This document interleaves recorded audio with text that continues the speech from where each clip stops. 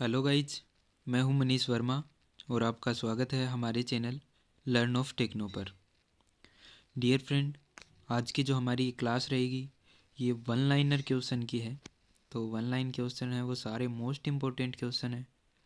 चाहे आप competition level की तैयारी कर रहे हैं या आप आईटीआई कर रहे हैं या आईटीआई कर चुके हैं, अप्रेंटिसशिप कर रहे हैं या सीटीआई कर रहे हैं या सीटीआई के इंट्रेंस एग्ज़ाम की तैयारी कर रहे हैं, तो आपके लिए ये वीडियो बहुत ही मोस्ट इम्पोर्टेंट होने वाली है।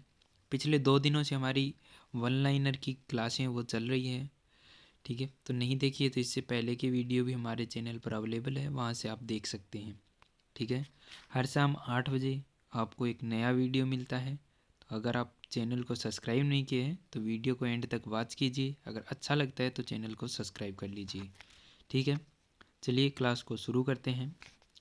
तो कल हमने रिवेट का व्यास तक के क्वेश्चन है वो क्लियर कर लिए थे। नेक्स्ट आज हमारा है 100% थ्रेड बनाने के लिए टेप ड्रिल साइज के लिए सही सूत्र है वो क्या होता है? मेजर डायमीटर माइनस 2 डेप्थ की गहराई। हम इसको एक तरीके से और से याद करते हैं हम किससे?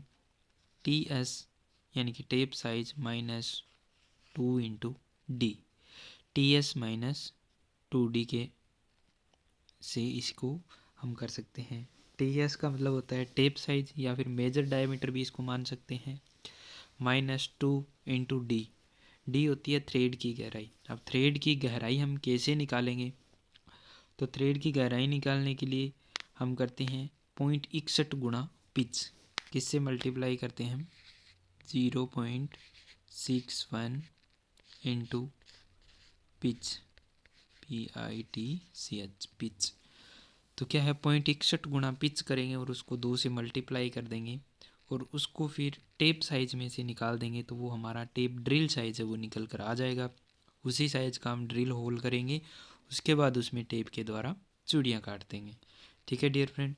अगर टेप ड्रिल साइज है वो बड़े साइज का रहेगा, टेप ड्रिल साइज यानी कि बड़े व्यास का ड्रिल अगर हम कर देंगे तो उसमें क्या है जो क्रेस्ट है वो सही से नहीं बन पाएगा, ठीक है। और अगर छोटे साइज़ का ड्रिल कर दिया तो जैसे ही हम उसमें टेपिंग करने लगेंगे तो होल स्मॉल होगा, तो क्या होगा उसमें टेप हमारा आसानी से नहीं जाएगा, टेप फंसने लगेगा और हो सकता हमारा टेप टूट भी जाए, ठीक है। तो इन सब चीज़ों से बचने के लिए कोई डिसएडवांटेज ना आए इसके लिए पहले हमें टेप ड्रिल साइज़ निकालना रहता है, उसके बाद ही उसमें चूड़ियाँ काटी जाती है टेप के द्वारा। नेक्स्ट हमारा ट्विस्ट ड्रिल में हेलिक्स एंगल रेक एंगल को बनाता है, यानी कि जो ट्विस्ट ड्रिल होती है उसमें हेलिक्स एंगल और रेक एंगल है वो एक ही रहता है, ठीक है। जैसे कि आपने देखा भी होगा अलग अलग टाइप के होते हैं, यानी कि एच टाइप के, एन टाइप के और एस टाइप के। 3 प्रकार के हमारे हेलिक्स एंगल मिलते हैं। कौन से? एच टाइप, एन टाइप और एस। एच हार्ड मेटल के लिए, एन नॉर्मल धातुओं के लिए और एस यानी कि सॉफ्ट मेटल के लिए।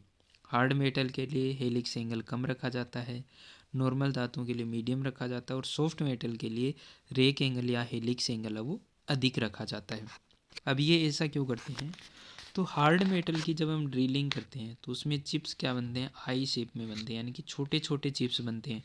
तो उसका कम हेलिक्स एंगल अगर हमारा दिया रहेगा, कम हेलिक्स एंगल रहेगा, तो इनके माध्यम से क्या हो जाएगा, हमारे चिप्स है वो आसानी से क्या कर जाएंगे, बाहर निकल जाएंगे। क्योंकि जो हार्ड मेटल होते हैं उनके चिप्स है वो छोटे छोटे टुकड़ों में टूटेंगे।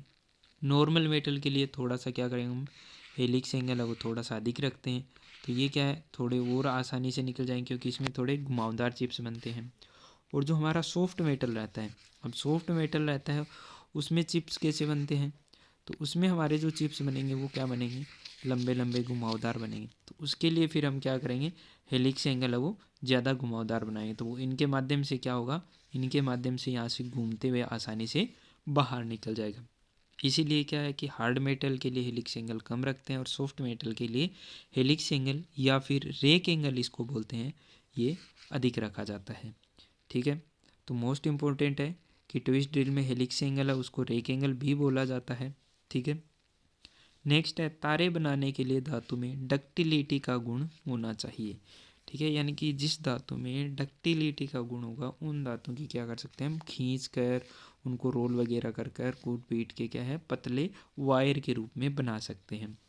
वहीं पे अगर मेलेबिलिटी की बात करें, अगर धातु में मेलेबिलिटी का गुण है तो वहाँ से उससे क्या होगा, पतली चद्दर वगैरह हम बना सकते हैं। यानी कि जिस धातु में मेलेबिलिटी का गुण होगा उससे हम पतली चद्दर वगैरह भी बना सकते हैं, ठीक है। और जिस मेटल में डक्टिलिटी की प्रॉपर्टी होगी तो उससे क्या हम पतले वायर वगैरह, तार वगैरह आदि आसानी से बना सकते हैं।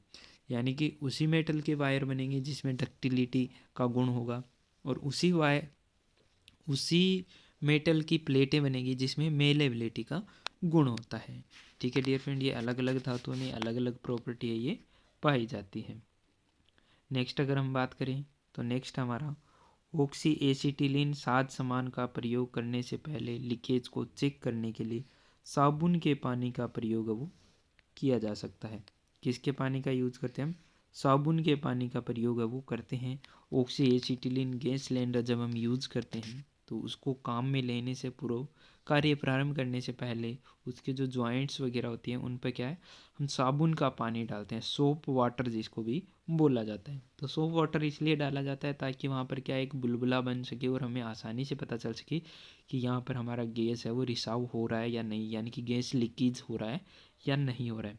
उसके बाद ही हमें क्या है, हमारे कार्य को स्टार्ट करना चाहिए।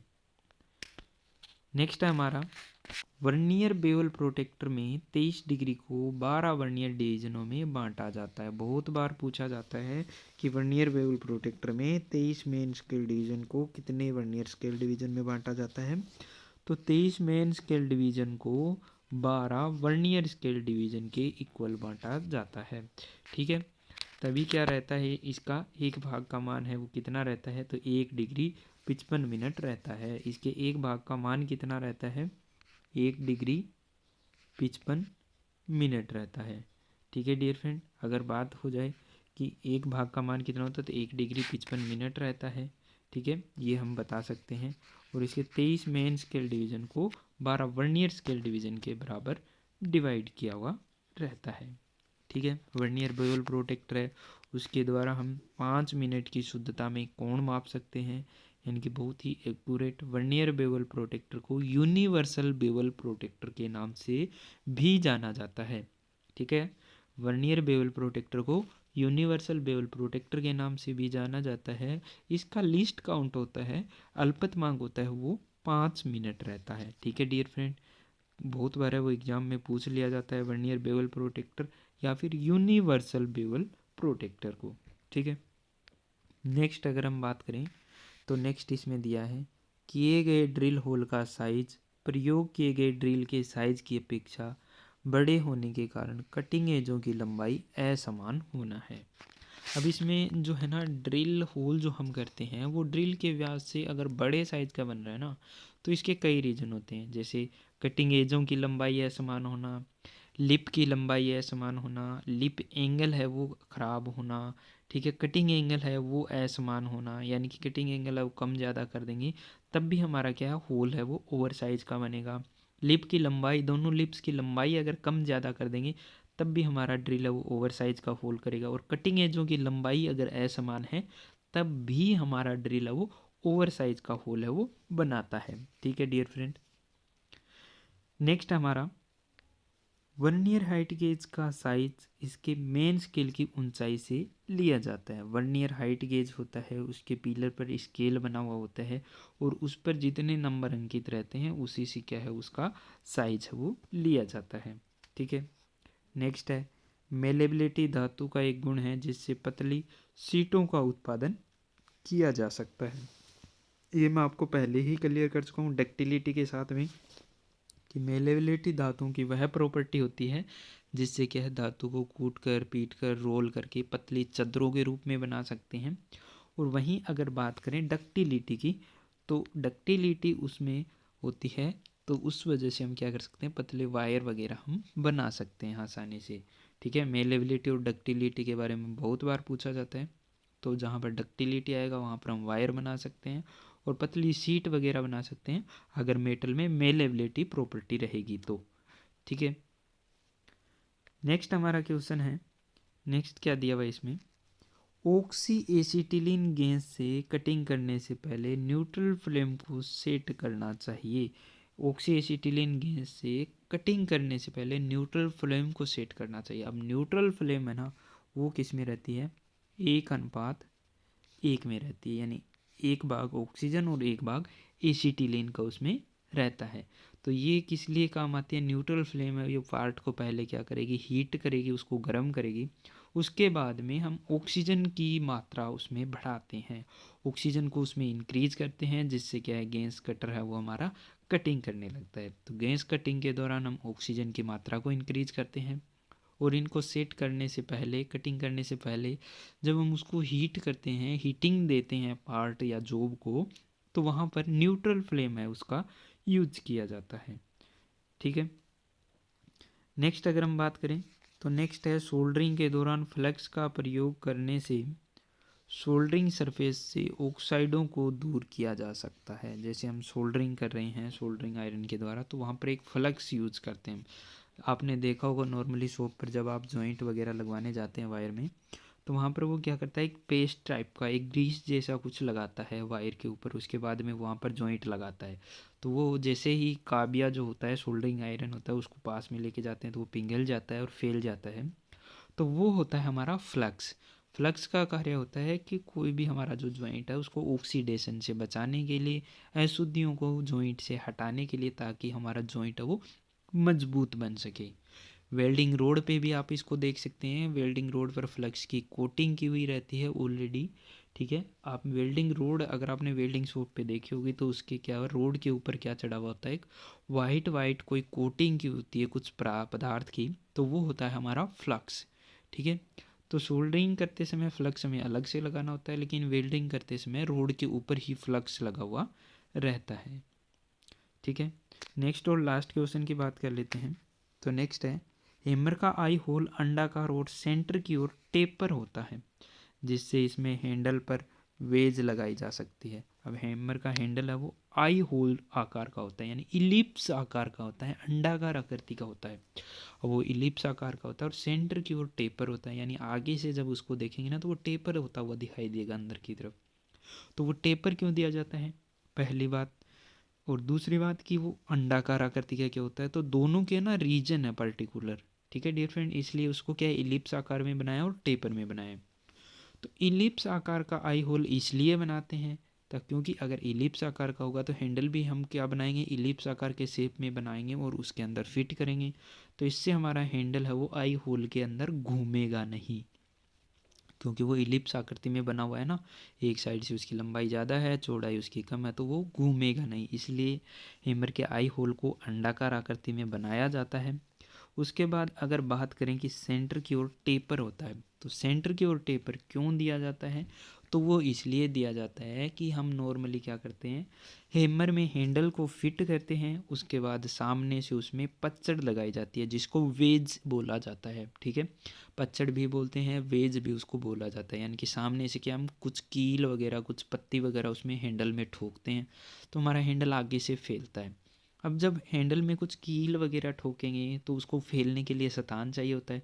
तो जो आगे से टेपर होगा, यानी आगे से चौड़ा और अंदर की तरफ वो क्या पतला होता जाता है, तो आगे से चौड़ा होगा तो वहाँ से क्या कर लेगा, हैंडल है वो ज़्यादा चौड़ाई में फैल जाएगा, जिससे हमारा हैंडल है वो आई होल से बाहर नहीं निकलेगा। तो वेज लगाने के बाद हमारा हैंडल है वो आई होल में सही टाइट फिट हो जाता है, वो बाहर नहीं निकलता है। और इलिप्स आकार का इसलिए बनाया जाता है ताकि हमारा हैंडल है वो हैमर में घूम ना सके और चोट जहाँ पर हमें लगानी है वहाँ पर सही से चोट लगा सके। ठीक है डियर फ्रेंड, तो दोनों का है वो पर्टिकुलर रीजन रहता है, एग्जाम में बहुत बार पूछ लिया जाता है, मोस्ट इंपॉर्टेंट चीज़ होती है जो बहुत से लोगों को नहीं पता है। ठीक है, आज की वीडियो में बस इतना ही। वीडियो अगर आपको अच्छा लगता है तो चैनल को सब्सक्राइब कीजिए, अपने फ्रेंड सर्कल में शेयर कीजिए। ठीक है डियर फ्रेंड, आपको ऐसे ही बेहतरीन क्लासें हैं, डिटेल से आपको क्लियर करवाया जाएगा।